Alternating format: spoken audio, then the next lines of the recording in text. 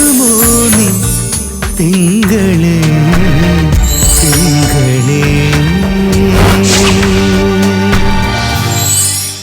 മലയാളിയുടെ നിഘണ്ടുവിൽ സ്വന്തം തന്തയെ പോലും വിശ്വസിക്കരുതെന്ന് ചെയ്യുന്ന പണിക്ക് പറഞ്ഞുറപ്പിച്ച തുക ഒരു നയാ പൈസ പോലും കുറയാതെ വാങ്ങുക. അതാണ് ഞങ്ങളുടെ പോളിസി. ചെയ്യുന്ന പണിക്ക് കൃത്യമായ വേതനം. ശ്രീമംഗലത്തുകാരുടെ പോളിസി അതുതന്നെയാ. എന്തിനാ തരാതിരിക്കുന്നത്? ബാലാമണി ഒഴിയുന്നതോടെ ശ്രീമംഗലത്തേക്ക് ഒഴുകിയെത്തുന്നത് കോടികളല്ലേ. ഇനി എന്തിനാ മടിക്കുന്നത്? സൂര്യപ്രഭയുടെ വീട്ടുകാരെ വിളിച്ച് തീയതിയും മറ്റും നിശ്ചയിച്ചോളൂ. ഓടിച്ചാടി ഇനി ഒന്നും വേണ്ടമ്പി. ആദ്യം വിധി വരട്ടെ. വിധി വന്നാൽ പിറ്റേ ദിവസം സൂര്യപ്രഭയെ ഞാനിങ്ങോട്ട് കൂട്ടിക്കൊണ്ടുവരും. എന്തായാലും ബാലാമണിയുടെ വിധി ഞാൻ നിശ്ചയിച്ചു കഴിഞ്ഞു. കാര്യം കഴിഞ്ഞ് അമ്പി സേലത്തേക്ക് തിരിച്ചു പോകുമ്പോ ബാലാമണി കൂടെ ഉണ്ടാവും.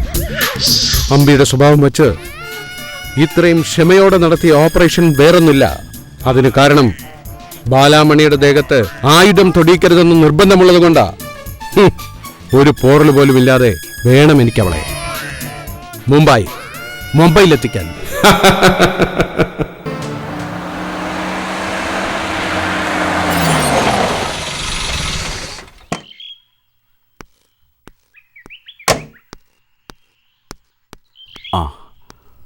കോടതി പോകാൻ നേരായി.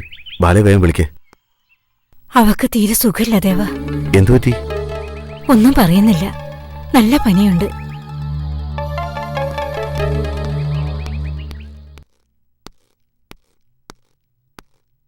ബാലെ, നിങ്ങൾക്ക് മനുഷ്യനാണോ? ഈ അവസ്ഥയിൽ ഒരു പെണ്ണ് കിടന്നിട്ട് ഒന്ന് ഹോസ്പിറ്റലിൽ പോലും കൊണ്ടുപോകാതെ? കഷ്ടം.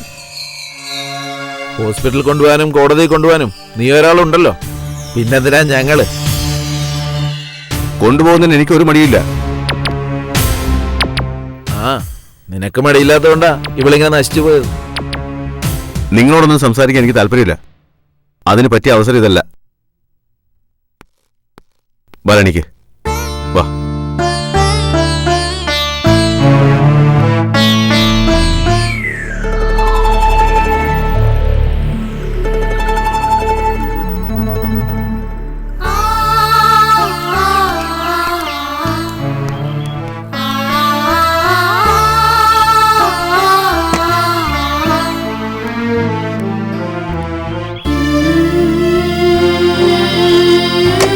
മോനെ, ഞാനും വരാം. വേണ്ട, ആരും വരണ്ട. ഞാൻ കൊണ്ടുപോകാനൊന്നും പോകുന്നില്ല. ചത്താലും ജീവിച്ചിരുന്നാലും ഇങ്ങോട്ട് തന്നെ കൊണ്ടുവരും.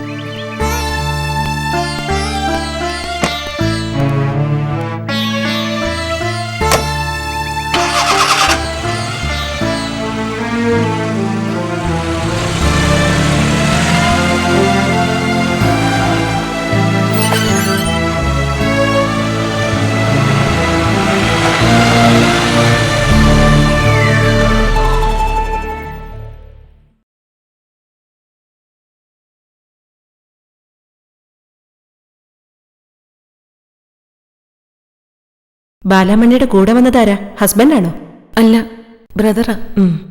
എഴുന്നേറ്റോളൂ.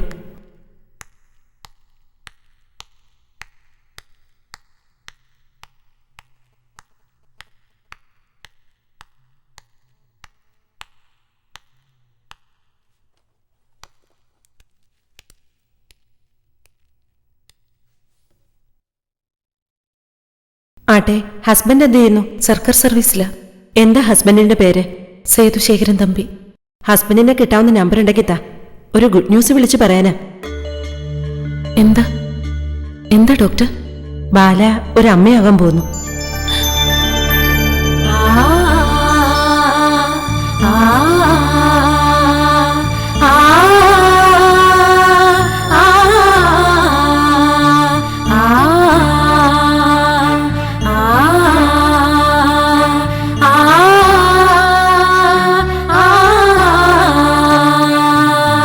കോടതി മുറിക്കുള്ളിൽ വെച്ച് ബന്ധം വേർപെടുത്തി അമ്മയുടെ കയ്യും പിടിച്ച് സേതുശേഖരൻ തമ്പി പോകുമ്പോ ബാലാമണിയുടെ വയറ്റിൽ ഒരു ജീവന്റെ തുടിപ്പുണ്ടായിരുന്നു. ആ തുടിപ്പ ഈ നിൽക്കുന്ന എന്റെ മോള്. ശ്രീമംഗലത്തെ സേതുശേഖരൻ തമ്പിയുടെ സന്താനം. നിർത്തണേ. മൈതാന പ്രസംഗം നടത്താൻ ഇത് ചന്തയൊന്നുമല്ല. അലറി പേടിപ്പിക്കല്ലേ സാറേ. കേട്ട് നിൽക്കുന്നവർക്കൊക്കെ അറിയാം ബാലാമണി നടത്തുന്നത് മൈതാന പ്രസംഗം അല്ലെന്ന്. ഇനിയിപ്പോ ഇവിടെ പറഞ്ഞത് സാറിന് കുറച്ചിലായി പോയെങ്കിൽ ഒരു മൈക്ക് കെട്ടി ഓഫീസിന് പുറത്തു പോയി നിന്ന് നാട്ടുകാരോട് മുഴുവൻ വിളിച്ചു പോവാം. RDO സേതുശേഖരൻ തമ്പിയുടെ കഥയൊക്കെ എന്താ വേണോ? അന്ന് കോടതിയിൽ നിന്ന് പുറത്തു പോയതിനു ശേഷം ഈ നിമിഷം വരെ എന്റെ കുഞ്ഞിന്റെ അച്ഛൻ നിങ്ങളാണെന്ന് സ്ഥാപിക്കാൻ ഈ ബാലാമണി ഒരു ശ്രമം നടത്തിയിട്ടില്ല. ഈ നിൽക്കുന്ന എന്റെ മോള് എത്രയോ പ്രാവശ്യം കണ്ണീരോടെ എന്നോട് ചോദിച്ചിട്ടുണ്ട് എന്റെ അച്ഛൻ ആരാ അമ്മേന്ന്. അന്നൊന്നും ഞാൻ പറഞ്ഞിട്ടില്ല. മഹാമാന്യനായ ഒരു മനുഷ്യന്റെ പഴയ കഥകളൊക്കെ ലോകം അറിയണ്ടെന്ന് കരുതി തന്നെയാ മറച്ചുവെച്ചത്. കടിക്കാത്ത പട്ടിയുടെ വായില് കോലിട്ട് കടിപ്പിച്ച പോലെ നിങ്ങൾ എന്നെ പ്രകോപിപ്പിച്ച് ഈ അവസ്ഥയിലാക്കി. ഞാൻ ഒരു തെറ്റേ ചെയ്തിട്ടുള്ളൂ. എന്റെ മോളുടെ സ്കൂൾ രജിസ്റ്ററിൽ അവളുടെ അച്ഛന്റെ പേരെഴുതി, അല്ലാതെ ജീവനാംശം ചോദിച്ചു വന്നില്ല. ഗർഭസത്യാഗ്രഹം നടത്താൻ നിങ്ങളുടെ വീട്ടുപടിക്കലും വന്നില്ല. പിന്നെ എന്തിനാ RDO സാറേ ഈ പാവം കുഞ്ഞിനെ സ്കൂളിൽ നിന്ന് നിങ്ങളുടെ സ്വാധീനം ഉപയോഗിച്ച് പുറത്താക്കിയത്? കോടതിയില് ഞാനും നിങ്ങളും തമ്മിലുള്ള ബന്ധം വേർപെടുത്തിയിട്ടുള്ളൂ. ഈ കുഞ്ഞും നിങ്ങളും തമ്മിലുള്ള ബന്ധം വേർപെടുത്താൻ ഈ ലോകത്തൊരു കോടതിക്കും കഴിയില്ല.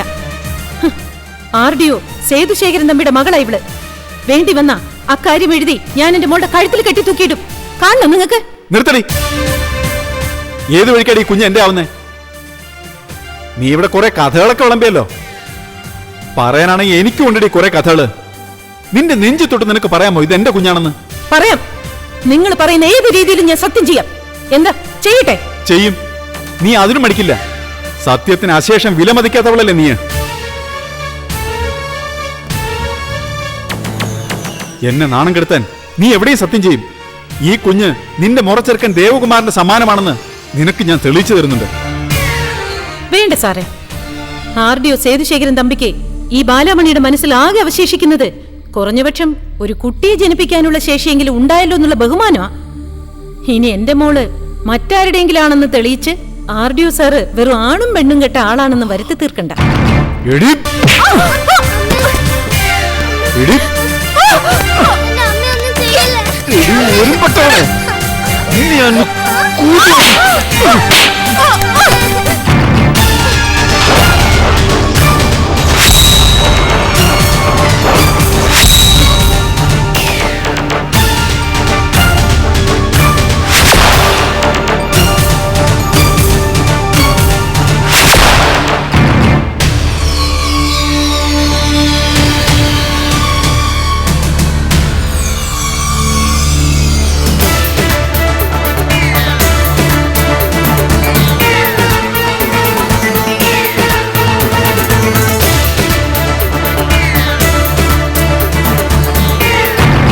ഈശ്വര, എനിക്ക് തെറ്റിപ്പോയോ? ഇത് തന്നെയല്ലേ RDO ഓഫീസ്? അതോ ഗുസ്തി മത്സരം നടക്കുന്ന ഗോതിയോ കാലിച്ചന്തയോ മറ്റോ ആണോ?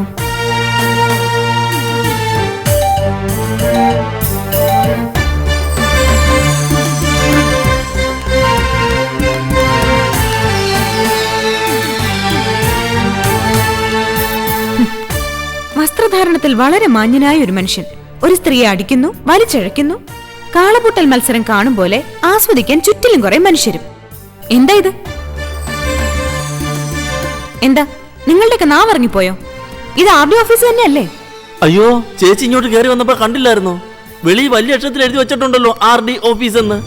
ഓ, താൻ ഇവിടുത്തെ അറ്റൻഡർ ആണെന്ന് കണ്ടാലറിയാം. പക്ഷേ ഈ വെളച്ചിൽ എന്നോട് വേണ്ട. ദേവിക മേനോൻ RDO ഓഫീസിലേക്ക് തന്നെയാ കടന്നു വന്നത്. അങ്ങനെ പെട്ടെന്നൊന്നും വഴിതെറ്റുന്നവളല്ല ഞാൻ. ഇവിടെ വന്ന് കാല് കുത്തിയപ്പോ കണ്ട കാഴ്ച അത്ര നല്ലതായിരുന്നില്ല. അതാ ചോദിച്ചത് ഇത് RDO ഓഫീസ് തന്നെയാണോന്ന്. ഏതായാലും RDO ഓഫീസ് ഇത് തന്നെയാണെന്ന് സ്ഥിരീകരിച്ച സ്ഥിതിക്ക് ഒന്ന് മനസ്സിലായി. ഇവിടുത്തെ RDO ജീവനക്കാരെ കയറൂരി വിട്ടിരിക്കുകയാണെന്ന്. അതല്ലേ RDO ഓഫീസിനുള്ളിൽ മുടിക്കുത്തിന് പിടിച്ച അടിയും അട്ടഹാസവും ഒക്കെ. അല്ല, എവിടെ പോയി യാതൊരു ഉത്തരവാദിത്വം ഇല്ലാത്ത നിങ്ങളുടെ RDO? ആരാടി നീ? എന്താ നിനക്ക് വേണ്ടത്? ആഹാ, അല്ല, ഇത് ചോദിക്കാൻ നിങ്ങളാരാ? മനസ്സിലായില്ലല്ലോ. ഒരു പെണ്ണിനെ പീഡിപ്പിച്ച് ഈ പരുവാക്കി അടുത്തത് എന്നെ ശരിപ്പെടുത്തി കളയാന്നാവും വിചാരമെങ്കിൽ അത് നടക്കില്ല കേട്ടോ. അത് നിങ്ങളുടെ മനസ്സിൽ വെച്ചാ മതി. നിങ്ങളുടെ അടിയും തൊഴി ഏറ്റുവാങ്ങാൻ ഈ സ്ത്രീ അല്ലേ ഈ ഞാൻ. ഇതിനം വേറെയാ. എല്ലാവരും അവരവരുടെ സീറ്റിലേക്ക് പോണം. വേഗോട്ടെ വേഗോട്ടെ, ചെല്ല്. പറഞ്ഞ കേക്കത്തെ എന്താ? ഓർഡർ ഇടാൻ മാഡം ആരാണാവോ? ജില്ലാ കളക്ടറോ അതോ പുതിയ RDOയോ? അതൊന്നും അല്ല എന്റെ പൊന്നു ചേട്ടാ. ഞാൻ വേറെ ഒരു സെക്ഷൻ ഓഫീസറാണേ. ഇവിടെ ചാർജ് എടുക്കാൻ വന്നതാ. ഏതായാലും വന്നു കയറിയപ്പോ തന്നെ ചേട്ടനായിട്ട് ഒരു പൂരം കാണിച്ചു തന്നല്ലോ. വളരെ നന്ദിയുണ്ട്. മാഡം, ആ അതാ ആ പോയതാ RDO സേതുശേഖരൻ തമ്പി.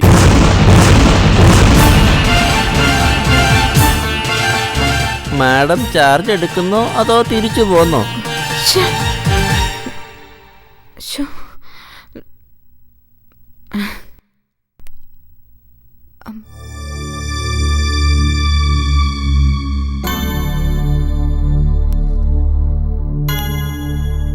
അപ്പോ നിങ്ങളാരാ? RDOയുടെ ഭാര്യയാണോ?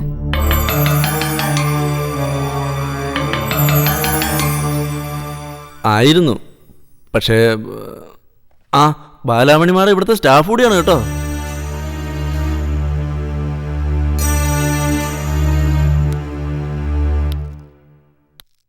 മനസ്സിലായി. കഥ മുഴുവൻ പറയാതെ തന്നെ ക്ലൈമാക്സ് പിടികിട്ടി. മുൻ ഭർത്താവ് RDO, അതേ ഓഫീസിൽ തന്നെ ജോലി ചെയ്യേണ്ടി വരുന്ന ഒരു ഭാര്യയുടെ ദുരവസ്ഥ. കഷ്ടം.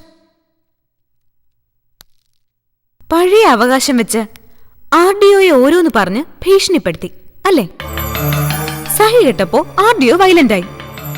ആ സമയത്ത് ആ കഷ്ടകാലത്തിന് ഈ ഉള്ളവള് വന്നു കയറിയത്. ഈശ്വര, ആളും തരും അറിയാതെ ഞാൻ എന്തൊക്കെയാ പറഞ്ഞത്. എന്തായാലും RDO ഒന്ന് കണ്ട് സോറി പറയട്ടെ.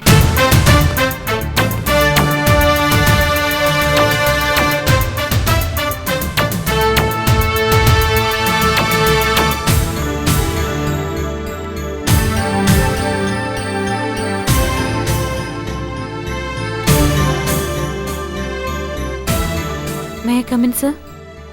യെസ്. സർ, സോറി സർ, ഞാൻ ആളറിയാതെ മാത്രമല്ല, കാര്യം അറിയാതെ കൂടിയാ താങ്കളന്ന് ചാടിയത്. അതെ സർ, അങ്ങനെയൊക്കെ അപ്പോ സംഭവിച്ചു പോയി സർ.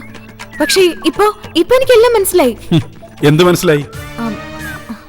അത് സാർ ഇവിടുത്തെ RDO ആണെന്നും അവര് സാറിന്റെ മുൻ ഭാര്യയാണെന്നും പിന്നെ ഇവിടുത്തെ സ്റ്റാഫാണെന്നും പഴയ കഥകളൊക്കെ ഓർമ്മിപ്പിച്ച് ഇടയ്ക്കിടയ്ക്ക് സാറിനെ അവര് ഇൻസൾട്ട് ചെയ്യാറുണ്ടെന്നും ഒക്കെ എനിക്ക് മനസ്സിലായി സർ.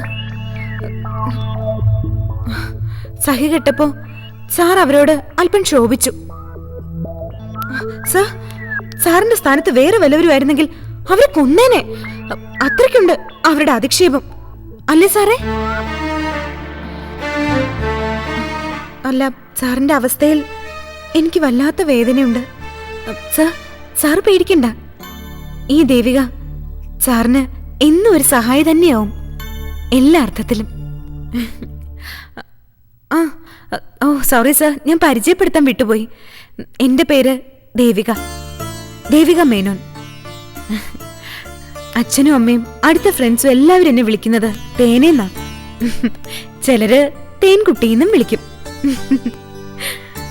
ഞാൻ ആദ്യമായിട്ട് ജോലി ചെയ്തത് മൂവാറ്റുപുഴ RDOയുടെ കീഴിലാ.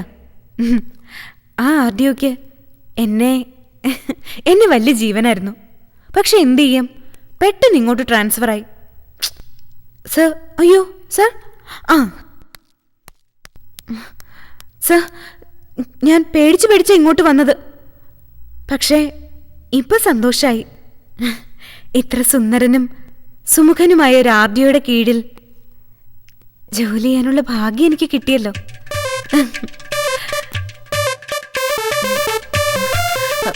സർ, സത്യം പറയാലോ സർ, ഞാൻ സാറിന്